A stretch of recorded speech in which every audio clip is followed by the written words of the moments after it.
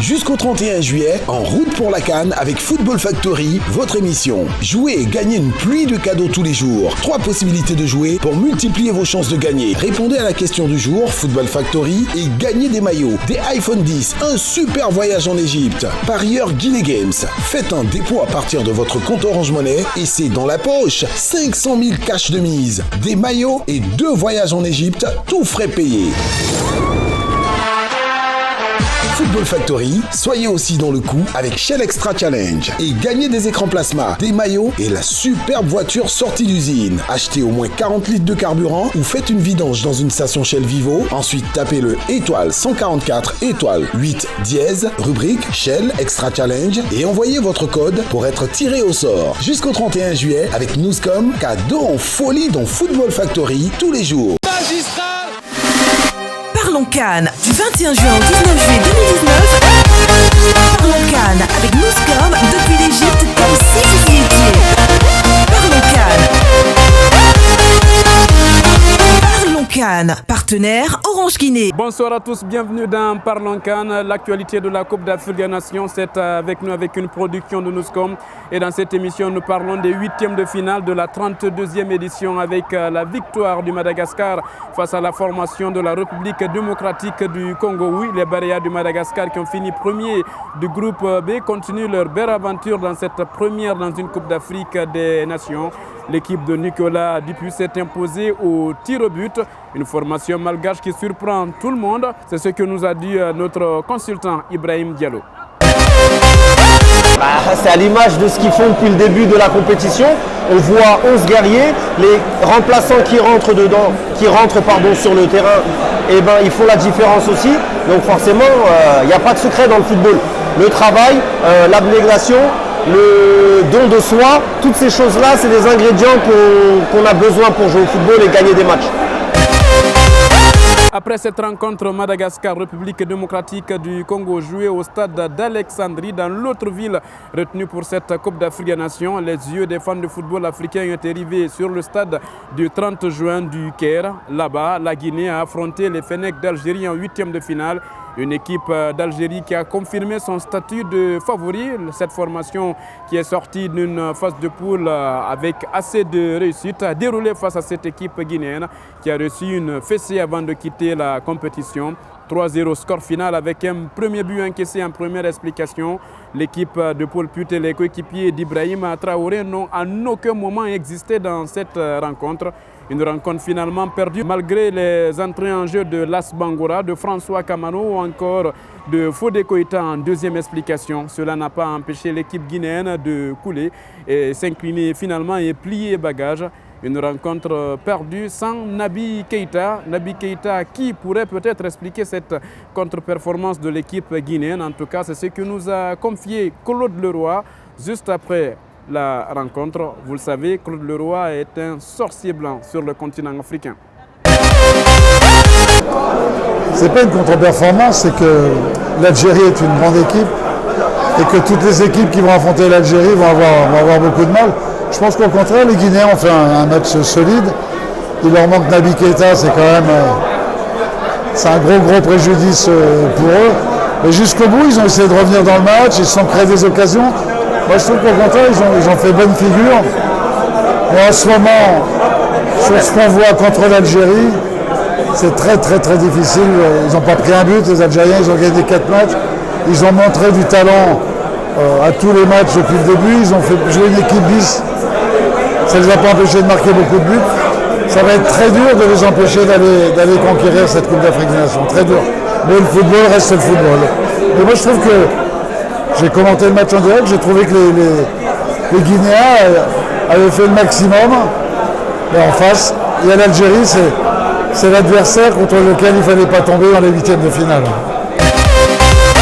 On s'attendait à cette défaite, forcément. En tout cas, les plus pessimistes y croyaient déjà. Vu l'évolution de l'équipe, on savait que ça allait vraiment dégénérer. De toutes les façons, c'est arrivé.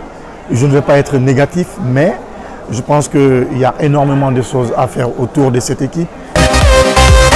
Après Claude Leroy, place à présent à l'analyse d'après-match d'Ibrahima Diallo, ancien international guinéen qui a joué une Coupe d'Afrique des Nations avec le Sili national. Il revient sur cette contre-performance de l'équipe guinéenne. Pour lui, cette équipe de Guinée était en manque total de réaction. Écoutez, c'est une défaite, oui, forcément, qui s'explique. Pourquoi? Parce que pour moi, il y a eu de la suffisance, il n'y a pas eu assez de rythme, il n'y a pas eu pour moi, le mot d'ordre, c'est il n'y a pas eu de réaction, clairement. On a eu une équipe d'Algérie qui n'a pas été inquiétée, qui n'a pas été mise en difficulté. Les Guinéens ont joué par à coup des petits moments. On a vu Las Bangoura qui est rentré, qui a apporté un petit peu. Et ce n'est pas suffisant face à une équipe comme l'Algérie. Beaucoup plus de mouvements, beaucoup plus de redoublement de passes, beaucoup plus de concrétisation des occasions, ce qui est très important. Beaucoup moins de déchets techniques. Honnêtement, pour moi, il y avait tout à revoir aujourd'hui et même le sursaut d'orgueil n'a pas existé. Et là, pour moi, c'est très frustrant. La composition était plutôt cohérente, je dirais. Maintenant, voilà, ils sont professionnels, ils rentrent dans un groupe où ils démarrent. Donc c'est à eux vraiment de montrer l'engagement, la solidarité. Toutes ces choses-là n'ont pas été au rendez-vous aujourd'hui. Et on ne peut pas inquiéter les Algériens avec ça. La Guinée a donc perdu, l'aventure est terminée. L'équipe de Guinée va plier bagages, repartir à la maison pour suivre le reste de la compétition qui va se poursuivre d'ailleurs dans la ville du Caire avec les quarts de finale. À partir de ces quarts, il y aura l'arbitrage vidéo selon la Confédération africaine de football.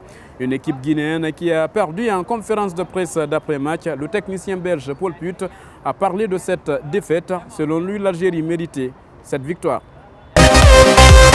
Et on le sait, le point fort de cette équipe algérienne, qui sont vraiment puissants, qui ont vraiment une très bonne équipe.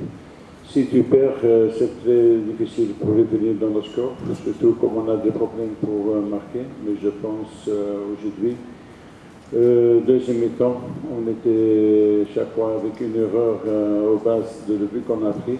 Et on va être honnête que l'Algérie était mieux que la Guinée aujourd'hui qui mérite la victoire.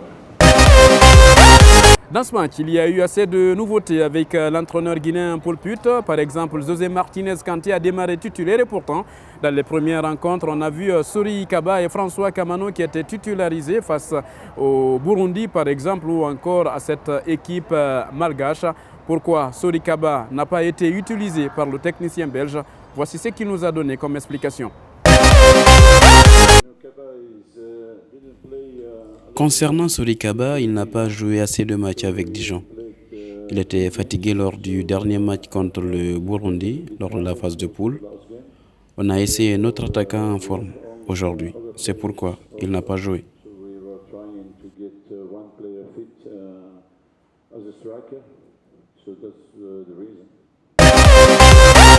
L'équipe guinéenne a perdu, déception côté supporter, côté joueur, mais aussi côté responsable du football guinéen. Est-ce que Paul Put est prêt à démissionner de son poste de sélectionneur? Il a été interrogé en conférence de presse, vous allez l'entendre dans un instant. Le technicien belge, ancien entraîneur du Kenya, n'est pas prêt de quitter la sélection guinéenne. On est en train de construire une équipe. L'objectif c'était qualifier, on s'est qualifié. Après, on a passé le premier tour. Alors, on va continuer le travail. Le travail n'est pas fini. On va encore construire. On va encore améliorer des choses. On va encore faire des directions pour des joueurs. Avant de terminer cette émission, nous vous proposons là les réactions d'après-match de l'entraîneur de cette formation d'Algérie, mais aussi de Riyad Mahrez, le Citizen. Vous le savez, qui s'est ouvert une fenêtre de tir en deuxième explication pour alourdir le score, pour tromper une nouvelle fois Ibrahima Koné. On suit Riyad Mahrez, homme du match, mais aussi l'entraîneur Djamel Belmadi, qui sort victorieux donc de ce duel entre Guinéens et Fennec d'Algérie. C'est vraiment manquer de respect à cette équipe du Guinée de dire qu'on n'est pas content de la performance de l'équipe. On est plus que satisfait, très content. Les joueurs ont réalisé une belle performance, pas encaissé de but, on a marqué 3.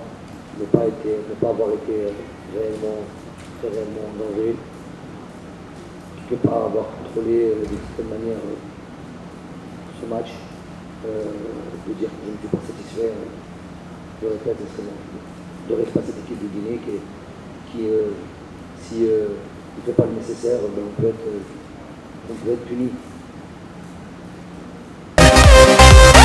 Moi je pense qu'on a fait un match très solide contre une bonne équipe de la Guinée. C'était une équipe pas facile à manœuvrer. Voilà, on a réussi à marquer dans des moments propices. On a fait la différence et voilà, on a réussi à pas encaisser de but et quand on n'encaisse pas de but, on a plus de chances de gagner. Donc comme je dis, c'est une super soirée pour nous. Avant de terminer cette émission, place à présent au programme de ces matchs qui vont se jouer ce lundi avec deux affiches à ne pas rater. Un derby 100% ouest-africain et francophone surtout. Les Aigles du Mali seront opposés aux éléphants de la Côte d'Ivoire en première heure et en deuxième heure, c'est-à-dire à 19h temps universel. Les Black Stars du Ghana vont défier les Aigles de Carthage de la Tunisie. Laquelle de ces deux équipes se qualifiera donc pour les quarts de finale de cette 32e édition? Bien malin qui le dira en ce moment. Nous, on vous donne rendez-vous ce mardi pour un nouveau numéro de Parlons CAN. Nous serons en votre compagnie jusqu'à la fin de cette 32e édition. À la réalisation, Ibrahima Sorisso et Mamadou Saliou Bari. À la caméra, Mohamed Amin Kamara. Il est aussi au montage.